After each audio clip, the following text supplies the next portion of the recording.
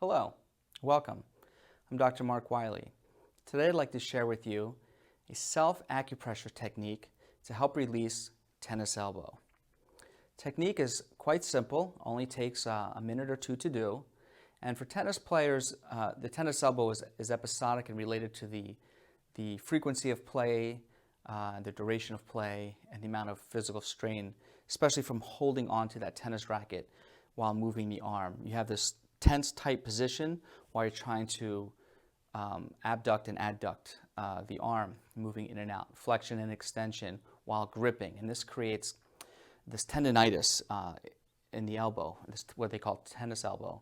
However, the problem isn't only isolated to the elbow area. It's also on the inner forearm, the outer forearm, the hand, and the pectorals. So we're going to walk through this self-acupressure program, and we're going to start like this, relaxing the hand and the arm with the elbow bent.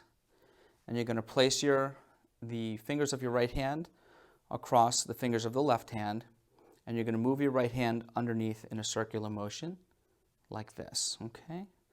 And you're going to hold for 7 seconds. 2, 3, 4, 5, 6, 7.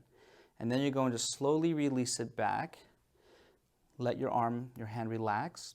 When it's back to the relaxed state, you're going to open your thumb and forefingers here.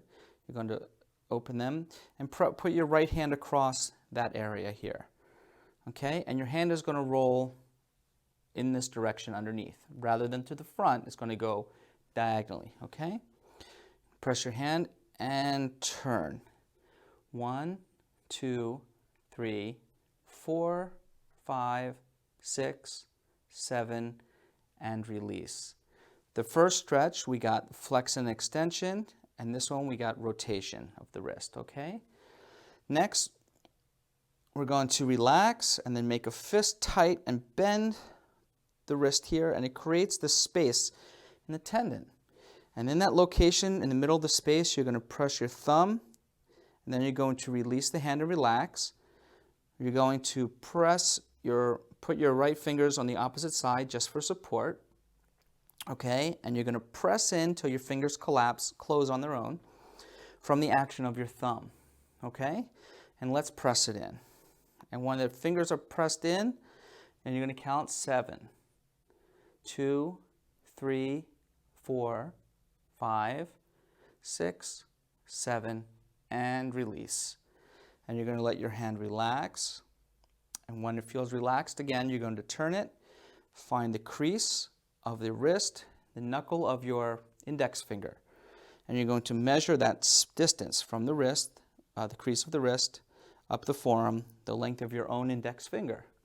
And you're going to find that place, switch out your index finger for your thumb, press down between the bones, and lift up with your arm to get equal opposite direction of pressure, and hold. 2, 3, 4, 5, 6, 7, and relax. When that's relaxed, you're going to drop your arm, turn, you're going to rotate it inward so your palm is facing out toward the opposite wall, okay? You're going to find the bend in the joint of the elbow joint, and where you find the crease, that is where you're going to put your thumb, right in this crease here. Okay, and you're going to press in that crease and hold. 2, 3, 4, 5, 6, 7, and release. You don't want to press so hard that you irritate the tendinitis, the tennis elbow, and cause more inflammation, but you do want to press hard enough that you're creating what we call a microtrauma, or a new trauma to the area to stimulate the repair process. Now, so far we've worked our way up, and the next point is in your pectoral. You want to find your clavicle where it comes into the shoulder, into the deltoid here. And if you just rotate your shoulder like inward, like that, you can exactly find that spot. It's a nice indent. And you want to go 2 to 3 fingers width below that, so where your ring finger would be, and you'll find it should be tender in there. And that's where the pectoral point is, to help release also that tendinitis. And press on it. 2, 3, 4, 5, 6, 7. And now we have a release from the shoulder, from the pectoral muscle, which is from this rotation, and swinging that tennis racket. And if you hold your hand here and you move your hand like in tennis, you can really feel that. And it gets fatigued and worn out, and you get a trigger point there.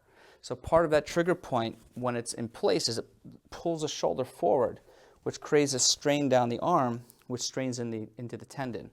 And the holding of the racket creates a tension in the arm while you're swinging, which also plays havoc on the tendon, or the tennis elbow.